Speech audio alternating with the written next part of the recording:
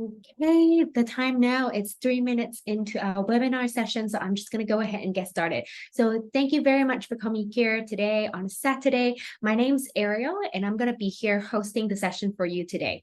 We're going to be talking about preparing for university application as a grade 9 or 10th grader.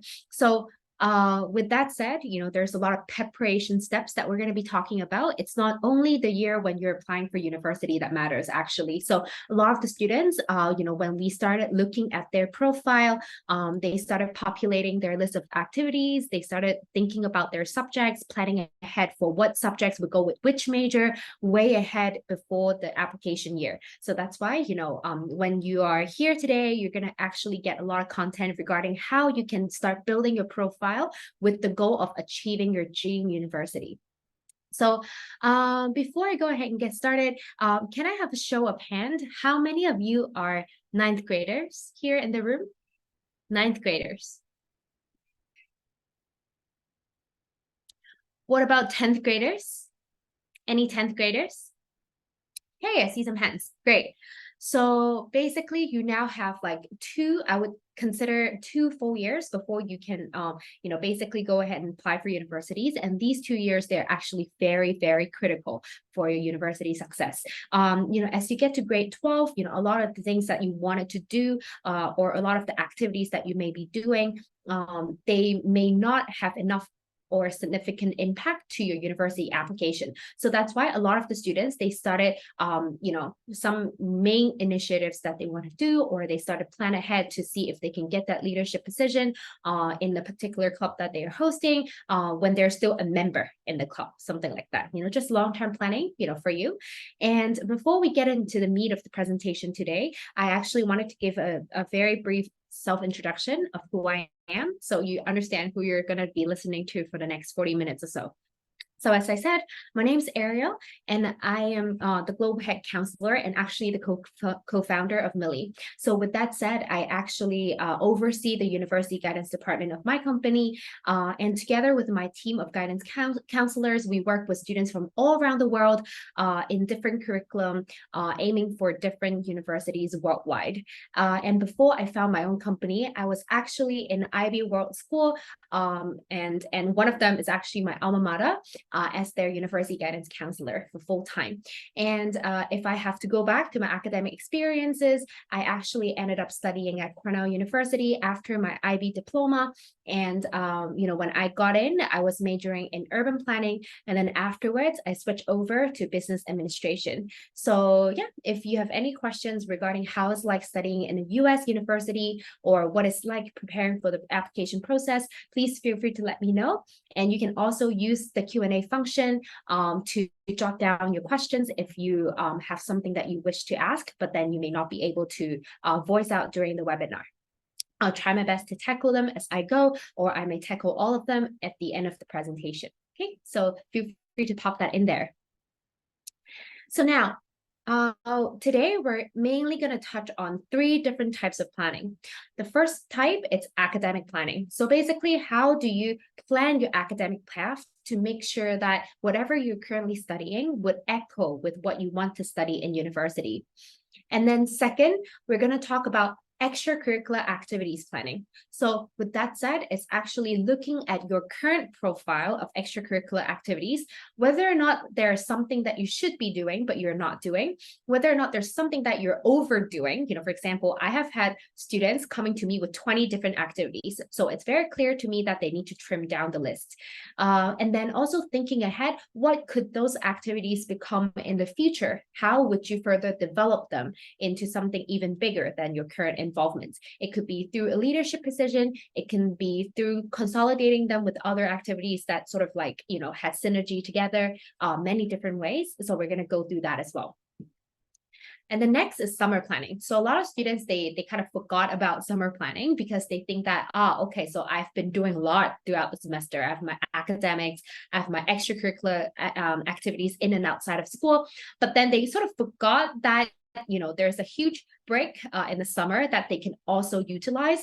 And a lot of the times, the students that had the most summer experiences planned, they are the people who get very valuable experiences that could be written into their personal statements for universities.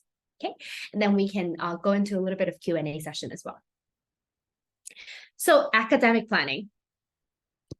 So first of all, it's very important to plan out your academic paths in advance. So mainly because first of all, you have your current interest academically, and you want them to be leading somewhere in universities, right? So you really need to start asking yourself, what do you enjoy studying, right? So for example, if you are prepping for the IGCSE curriculum, you may have a lot of different subjects that you're studying at the same time. There are some of the subjects that really stood out to you, that you really enjoy, or the content seems very easy to get, like you don't have to make a lot of effort to really understand the concepts and apply them during exams. So those are actually a very good indicator that you're very good at the subject, you're getting consistent grades in the subject, and those subjects could turn into a potential major exploration direction for you. And then the second point here is that if you choose a path that can lead to a direct major, that's great. But then oftentimes students kind of forget that whatever they are doing in their high school academically, it really does have a huge relationship with what you can major in university, especially if you're considering to study in UK universities. Are there any students here in the room aiming for UK universities? The UK?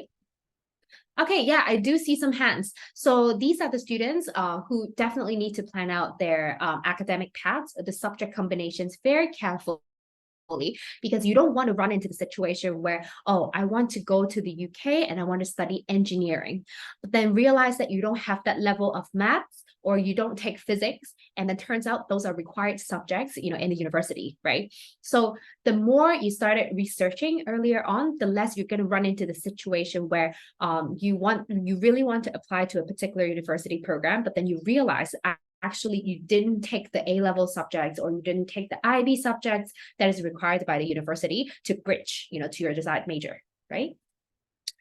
So you may ask, so how do I exactly figure out what are some of the paths that, my current subjects could lead to?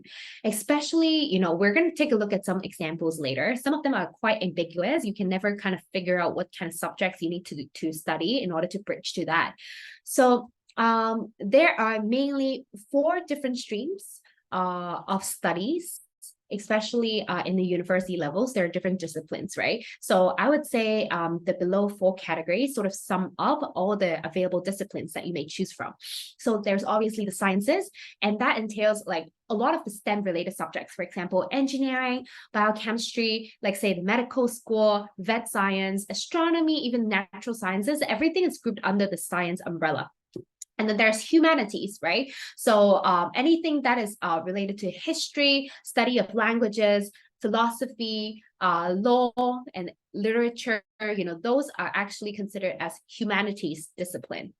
And there's also the arts, a very specific type of, also a little bit more niche in terms of major discipline direction. Not too many students would be choosing in this bucket, but then when they do, they're actually very good. Like they usually excel at it and can produce a very good portfolio in support of their application.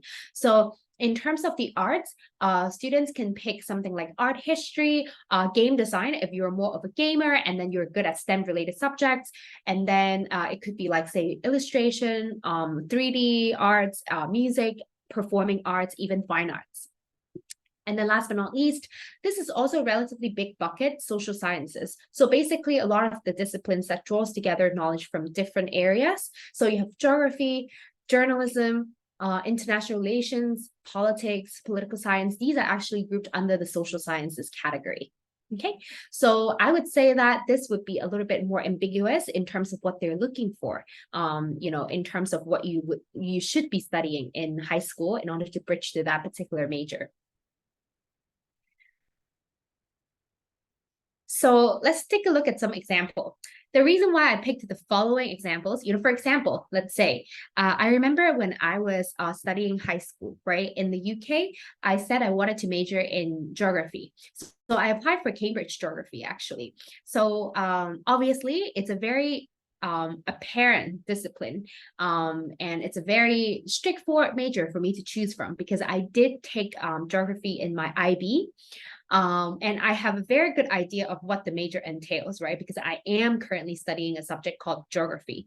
But the thing with university is that a lot of the majors, they actually don't have a specific experience that students may be able to tap into when they're in high school, right? Unless you take specific summer programs, which is also a great way of understanding these majors. But then when you look at something that you've never studied in high school, how would you know whether or not this is a good major for you? Or how do you even find out what these subjects require of you in high school level, right? So let's try a couple, so you know some of the examples that we're talking about here. So first of all, law. Can I have some answers from the crowd to see what you think is necessary for you to study at high school level if you want to major in law at university? Anyone wants to try? You can type out your answer in the Q&A box. What should you be studying if you want to study law in university? What are some of the relevant subjects? Anyone wants to try? So law, first of all, it's a humanities major, right? So what do you think are some of the relevant subjects if you want to study law at university level? Anyone?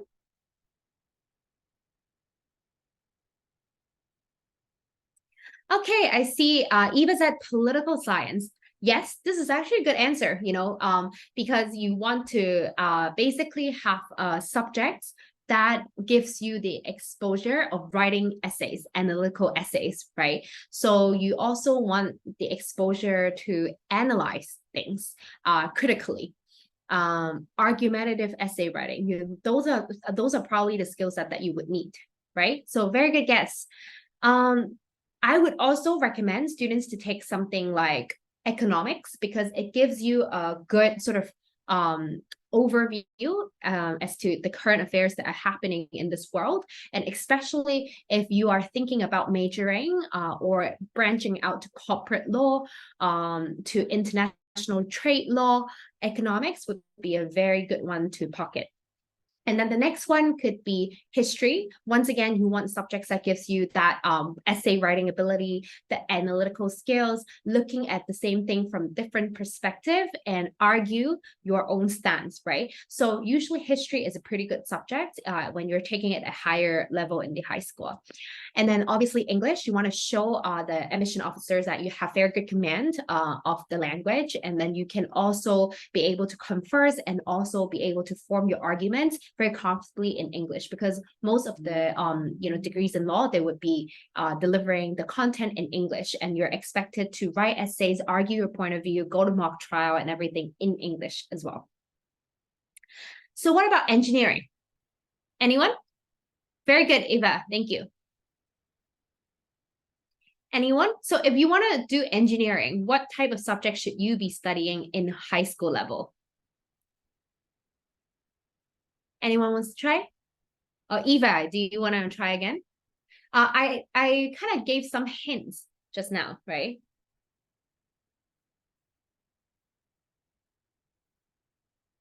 Yes, I see.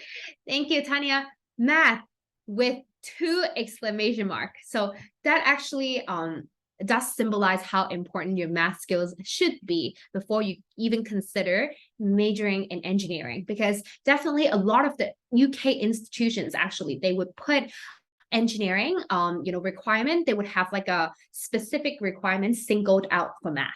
So there's a certain grade that you need to achieve in your public exam for maths, or even in the preliminary screening round, they're expecting your transcript to show a certain level of academic grades in your math. Very good.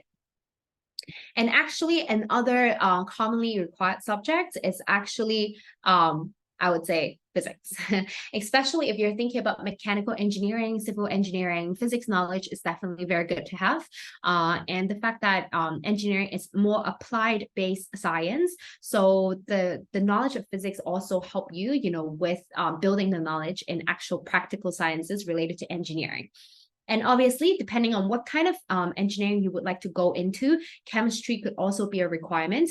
For instance, if you want to think about majoring in chemical engineering, right? So the combination is likely going to be something like math and chemistry. And it is a handful if you decide to take all three at the same time, especially if you're IB student. This is arguably one of the most challenging, most demanding combination of subjects possible. So do look at your workload. Do make sure that you are able to handle that kind of homework, that kind of stress level before you enroll in all three courses in your high school. Now, going a little bit further, okay, international relations. So this is kind of ambiguous. So what kind of subjects do you think we need to study in high school level in order to be qualified for international relations? Yep. Anyone else want to try? Very good guesses from the two students just now. So international relations, this is a harder one, definitely. So what could be relevant at high school level? I think what Eva mentioned just now, political science, if it is offered at your school, this is actually a good way, to start thinking about, international relations kind of knowledge at high school level. Yes, definitely. And then Gavin, history. Yes. So once again, you want to understand the relationship between different countries from a historic point of view. So a lot of the situation where we're in right now in terms of international relations, they're actually historical relics, I would say, right? So definitely it's very good to have the knowledge of like how the power dynamics are previously and then how it evolved into today's day and age, the situation now. Yes, good guess, Gavin. Okay. And then Eva also mentioned English. Yes, so it's relatively a more humanities, social science kind of subject. So depending on the subject nature, depending on the course outline, you may find yourself having to write more essays. So I would say if your school offers global studies, this is actually a pretty good one. And then as Gavin said, history and also economics, just to understand a little bit more about like countries' relationship, international trades at an economic level, basically. Okay. So natural sciences. I think this is relatively easy. So I'm going to just, give you guys the answer because, you guys did really well in the previous questions. So in order to think about majoring in natural sciences at university, I normally recommend students to have biology and chemistry, especially natural sciences, because you may want to go into specific disciplines like, biochemistry together, as a whole in university. It is an actual major.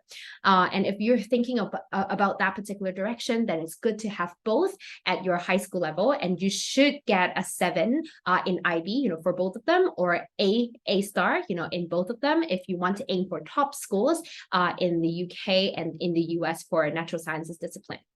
Okay. So this one, leaving the interesting one for you guys. So architecture. What do you think you should be studying at high school level if you want to major in architecture? So this is once again a little bit harder one. Okay, I see design, Katie.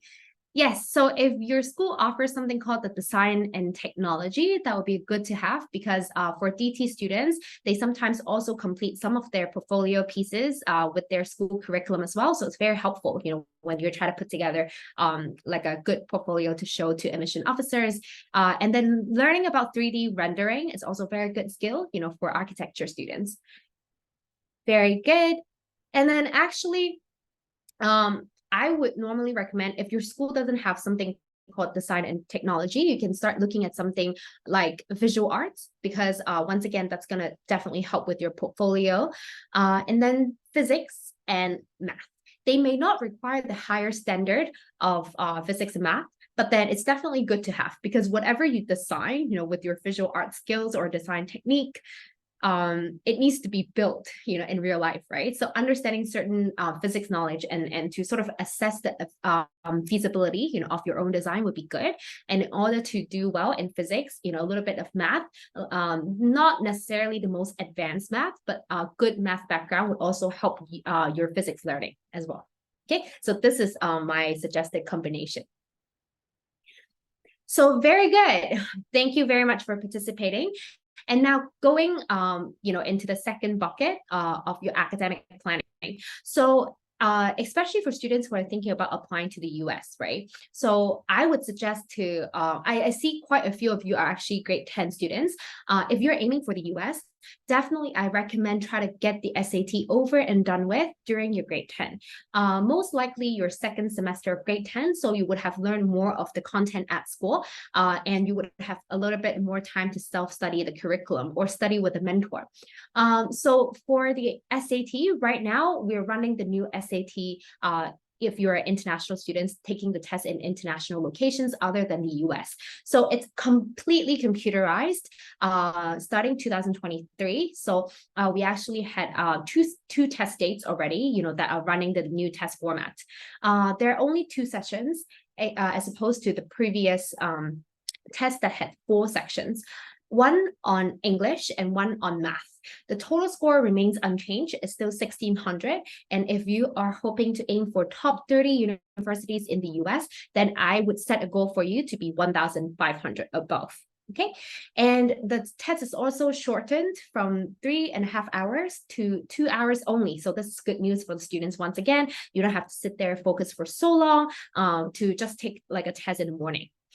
And then I would say in terms of test content, it remains more or less the same.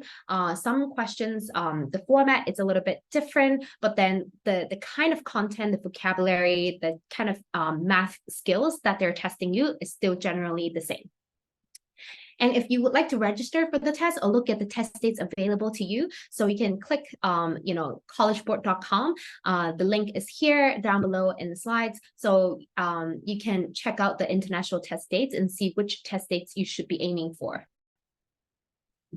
And let's say if you have done the SAT, you've done several practice tests and you're not quite fond of the test, or you feel like that's not the best representation of your ability, then I would say that try the ACT out. In the US, it has equal footing as the SAT. So they're basically interchangeable. There are 4 sections in total. They're testing your English, math, reading skills, and science. And for science, it's not super hardcore science. It's more like logical, common sense. So if you're not sure whether or not this is the kind of science for you, you can check out their past paper first. There's also an optional essay for the ACT test. And in terms of the composite score, actually, it's going to be 1 to 36. So each section, it's called under 36. And they would average it out, and that would be your total ACT score. And most of the top 30 universities, they're looking at students with a 34 or above. And before, it's common for students to supplement their ACT test with SAT 2 subject test, something that is previously available. But then now they got rid of the subject test from the College Board. Actually, what is more important is your in-school grades. So make sure that even you're studying hard for the standardized test, the most important thing is still your in-school examinations and making sure that you have very good predicted grades from your teachers. Okay. And one last thing to mention, ACT is also completely computerized long time ago. So even though you're choosing between ACT and SAT, both of them are actually running a computer-based test. Okay. So any questions before we move on to the extracurricular activities planning? Any question for me?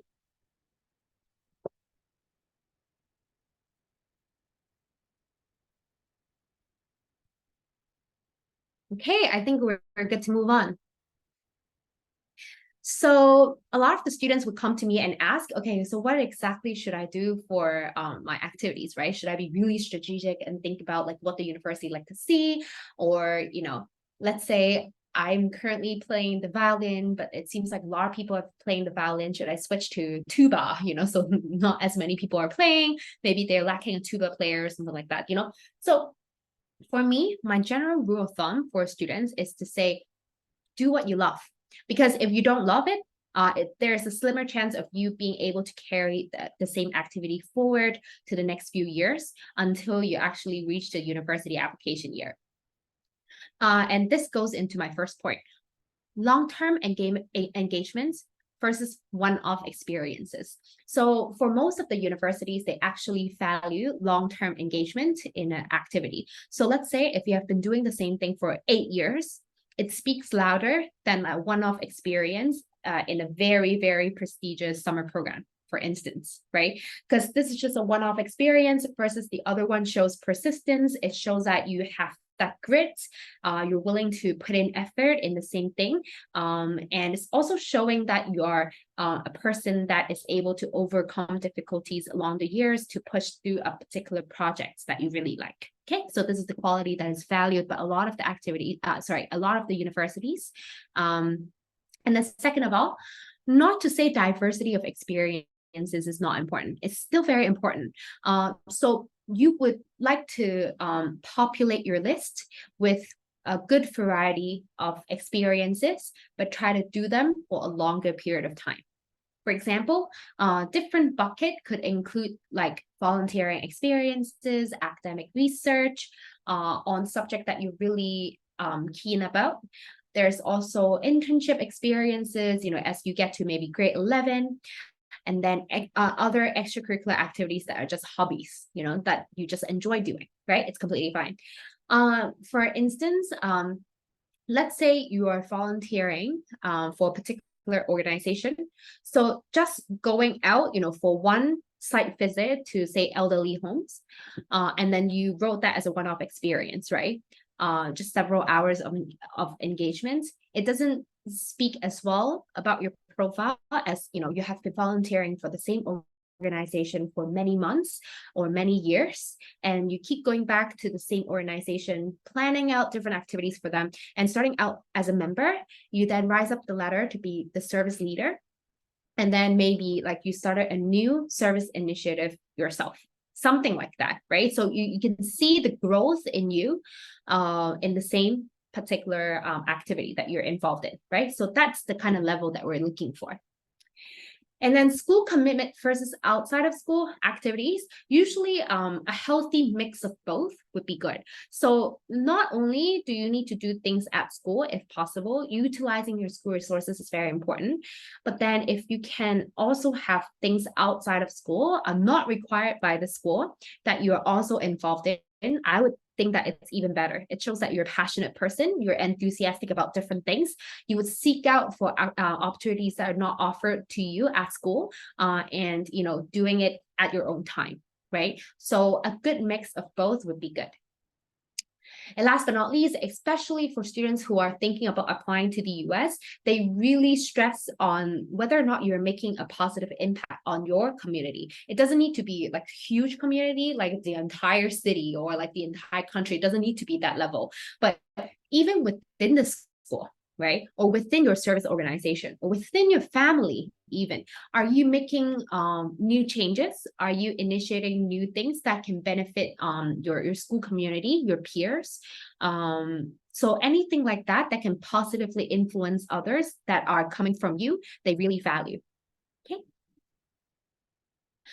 So I'm going to touch on this a little bit because I've received a lot of students. Obviously you guys are the generation that are affected by COVID greatly, and it created a lot of discontinued activities because obviously during COVID years, you can't really do a lot of group activities. You can't really do things outside of school. You're trapped at home all the time. So a lot of the students feel like now they're back in normal, in normal setting, but then it's still kind of hindered their overall extracurricular efforts because they don't know where to pick up, or they may have activities that they discontinued during COVID years.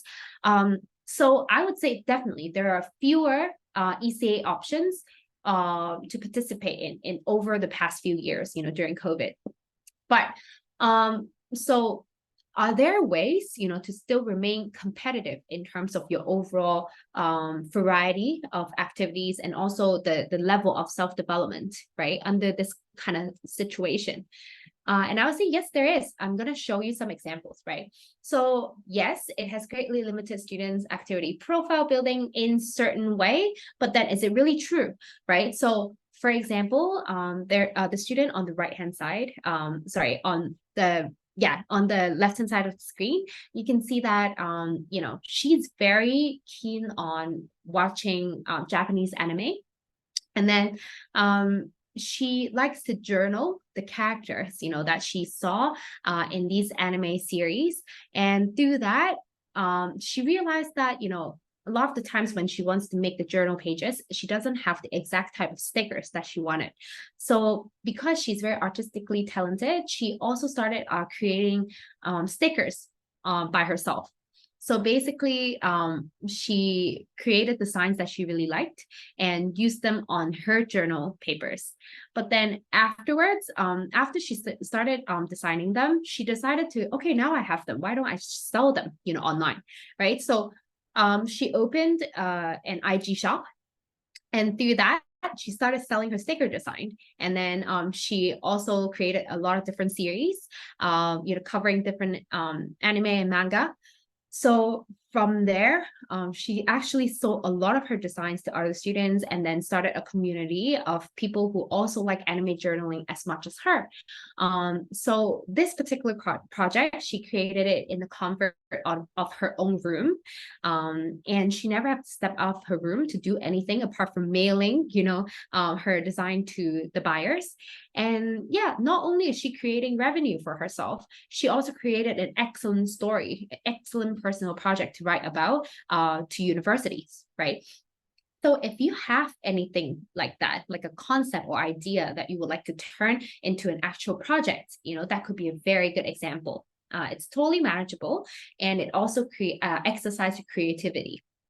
And then nowadays, a lot of the companies, they might actually offer virtual internship. If let's say you find it very difficult for you to spare time to go to a particular internship workplace after school, or you may have very limited school breaks and things like that, but still want some internship experiences, I recommend you to tap into the resources of virtual internship. For example, Millie also offers virtual internship to our students, and they're at high school level and uni level. So you actually get to work on hands-on projects. If you are ever interested in something like that, just internship programs, do Google different opportunities to see if you can work remotely at home. And last but not least, let's say if you're really interested in getting a sense of how learning at university is like, but then you may not be able to, fly to a different country because of the cost, or you may have other plans, during your summer, then, try to enroll in online courses offered by these institutions, or even try out platforms like Coursera or edX. These are all free platforms that you can learn different knowledge on the side without having to pay anything, right? And also in the comfort of your own room. So I remember enrolling in a course offered by Coursera, and it's actually a course designed by Berklee School of Music. And I was learning how to write lyrics. This is very interesting, right? Like, it's very random, but it's very fun to learn how to write lyrics in a very systematic way. So basically anything you're interested in learning, you can find that in Coursera or edX, and then they're actually provided by world-renowned institutions. You can take Harvard courses, on Coursera. So definitely make good use of these opportunities to try to learn outside of your classroom. And last but not least, you can try to create maybe your own nonprofit organization, try to reach out to this a particular group of service targets that you feel very close to, and see if you can bring about a positive impact to their lives. That would also be a very meaningful project to start with minimal cost and minimal time to have to travel back and forth to different places. Yes. Now, any questions before we move to the last part of the presentation, summer planning? Any questions? Or do you have any extracurricular activities idea that you might want to share with the group of students? Please feel free to lock them into the Q&A chat room as well.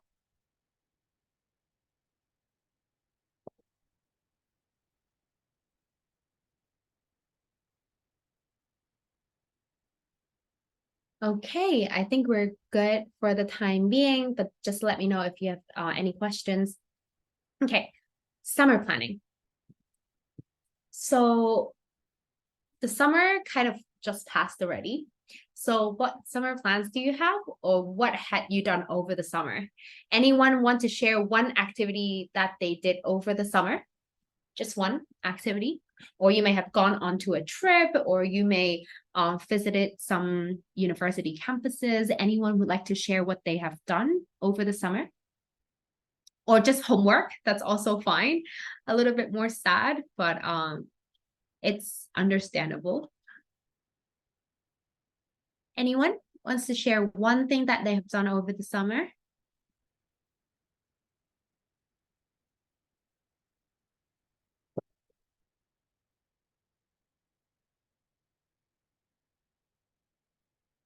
Okay, I don't think I see any answers yet, but then feel free to let me know here in the Q&A if you do, do anything interesting during the summer, okay? So the idea is that your summer is really not to be wasted. It's very important for you to plan out, your subsequent summers in your high school very carefully, because a lot of the times when you're at school, you may not be able to get involved in a particular project for a prolonged period of time. For example, there's no way you can do a full-time internship during semester, right? So the only chance you can get this particular opportunity is during the summer.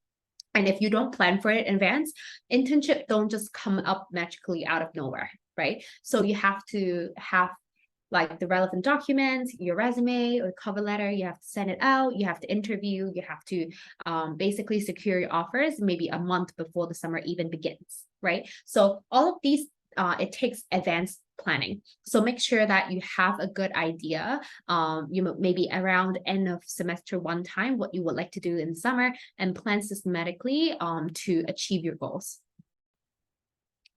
So why do we need to plan? Like I keep on mentioning that we need to plan out things more carefully and make sure that you are utilizing, all of the free time that you have. Obviously it's okay to rest a little bit, but then you don't want to wake up one day and realize that it's too late in the game and you can't really put anything in your extracurricular experiences anymore. So first of all, colleges, they really like to see a student is very comprehensive. They have different sides of them. They like to expose themselves to different experiences and activities. And these are also very good materials for you to include in your college essays. A lot of the students that I worked with, actually, they, after coming back from a very meaningful or inspiring summer experience, they would like to add that into their personal statement. And it often adds very good flares to their contents. And these are also very good opportunities to showcase to the university that you don't just study, right? You actually have a lot of different interests that you would tap into during your free time. And I would also say that apart from just thinking about the university goals, obviously it's very good to be strategic, but doing these activities, doing these summer engagements, internships, these are also ways for you to learn what you like and what you don't like. What are some of the things you want to continue developing in the future? And also, it would be great if you can start your university research early, use the summertime to actually look into different universities, courses, maybe even go campus visits. Later on, I would have a slide that show you, how it's like visiting campuses. And you can also plan out your subsequent activities according to your dream university's resources and what they're good at, right? Going to your summer planning, right? So some of the students, they would, go for summer camps or summer schools when they're in grade 9 or 10. Usually grade 9 students like to go to summer camp a little bit more because they're a little bit younger, or just shorter summer courses, understanding how it's like studying their desired major at a university level. That's also good. And then when they're in grade 10, they may start to develop their volunteering projects, or they may have something that is more leadership experience, leading towards. So it could be, one example could be one of my students actually did a summer camp before, and then he instead of making it a one-off experience, he kept going back to the same camp every summer. And from just a member, he became the camp leader, the camp organizer in his final year before he started applying for university. So that is very good growth experience, for him. And he actually used that to use that experience to write his U.S. Common App application statement. So it was a very meaningful, very touching experience for him, going there, not knowing anything, not knowing anyone. And then now he's the big brother, the mentor who guide the new camp comers, right? So this would also count as a leadership experience. And then last but not least, if you're thinking about grade 11 summer experiences, there are things that I would recommend you to do only when you're slightly older. So internship is definitely one of them, because if you're going in too young, even if you have family connections, you may not be able to get a lot out of it, or they may not be able to assign a lot of meaningful projects to you. So if you're going in your grade 11 summer, you're more likely to get hands-on duties, and you can learn a lot more. And probably by then you also have a very good idea as to what you would like to study at university, right? So you can try to cater your internship experience along those lines as well.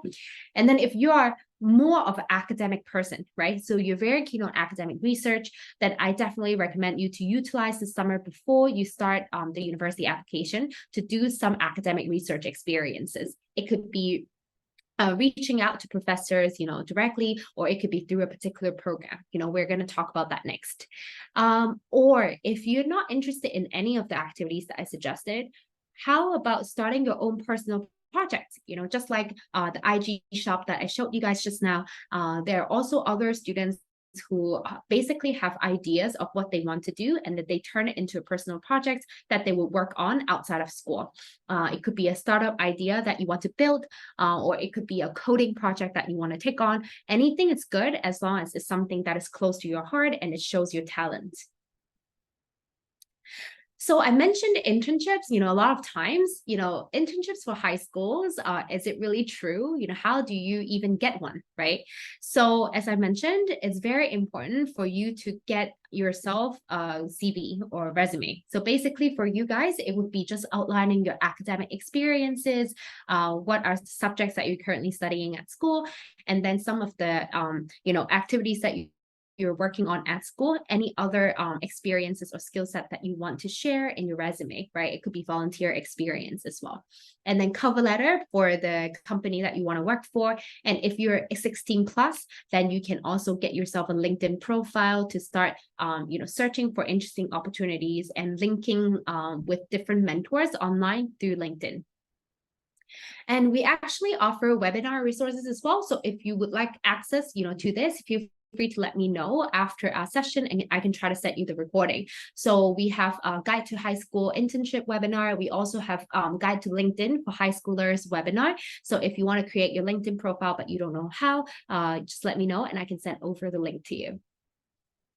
And then here, contact personal or family connections. So if you can't find an official company that offers internship spaces for high school students, you can try to tap into your family connections to see if any uncles or aunties might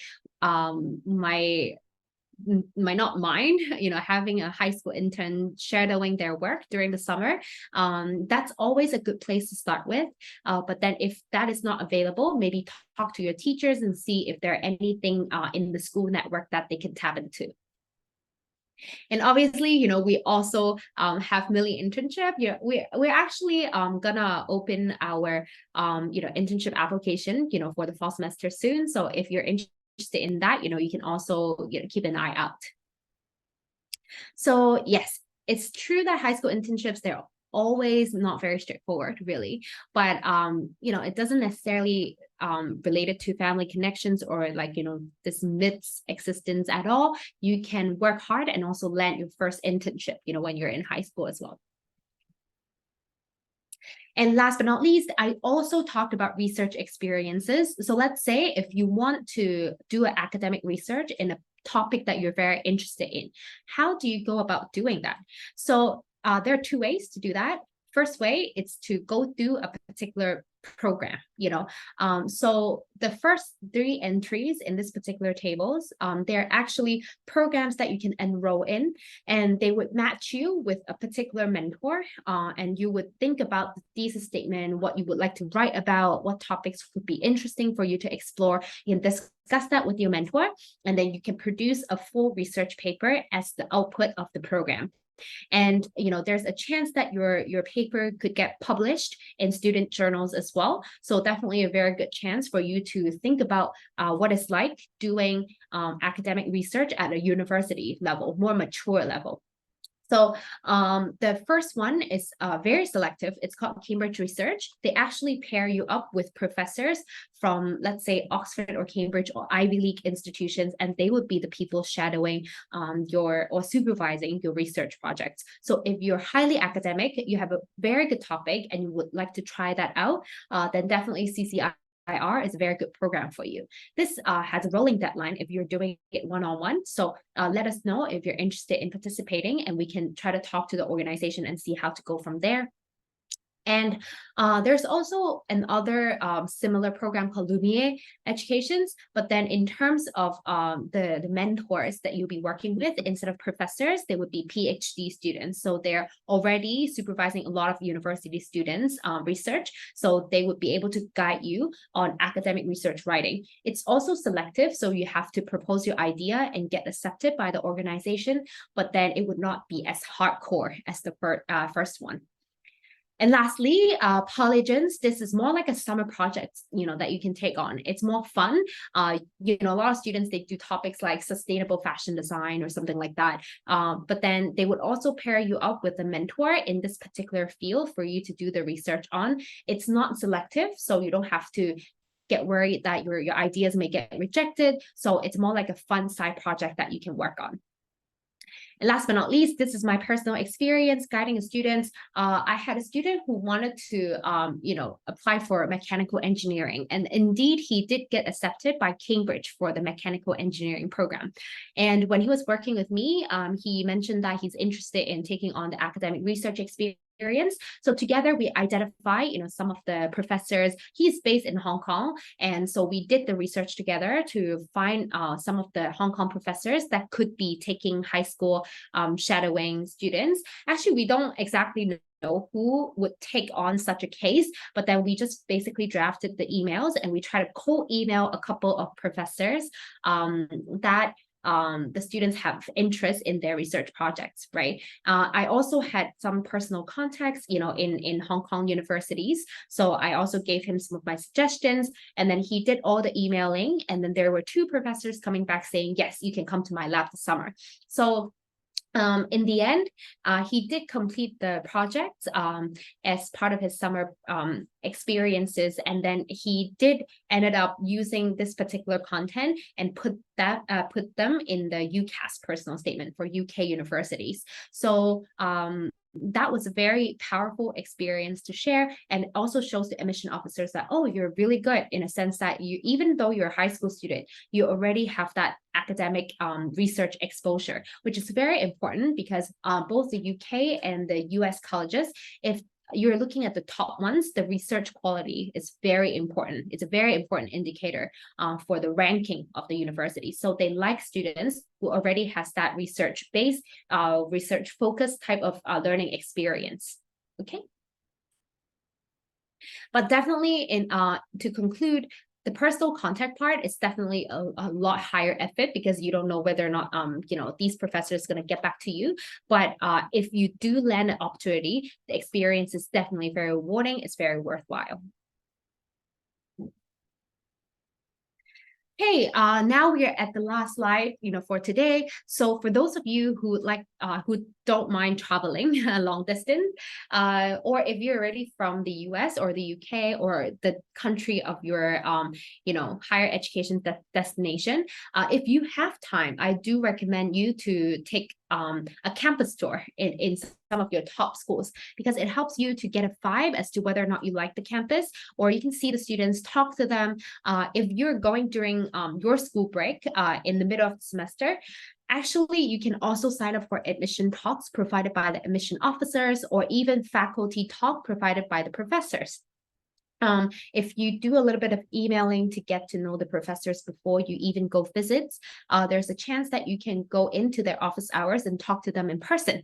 So definitely make good use of these experiences, and they could be experiences that you can quote in, once again, your admissions writing. It also helps you build a stronger bond and relationship between you and the universities. So when it comes to really borderline situation where a school is deciding whether or not to take you or the other students, because you guys are very close, then that a little bit of an edge, the enthusiasm that you showed for the school, it could be a deciding factor as well. Okay. So I hope all is clear today. Thank you so much for participating in the webinar today. Are there any last questions that I can answer for you before we end our webinar tonight? Any questions? Is it all clear?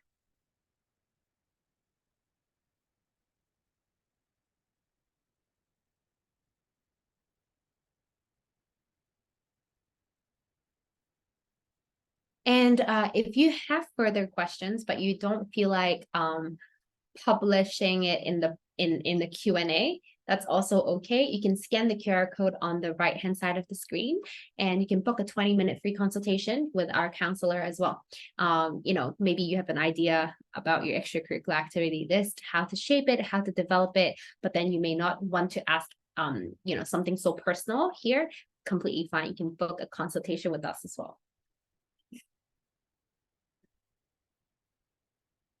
Okay. I see no questions so far, so I assume that everyone understood the content and there's no extra question for me. So once again, thank you very much for being here today, and I hope the content was engaging for you, and I hope to see you in our coming webinars as well. Thank you so much. Hi. Oh, there is a question. Okay. Oh, yeah, Eva, thank you. Thank you for attending. Thank you. Bye.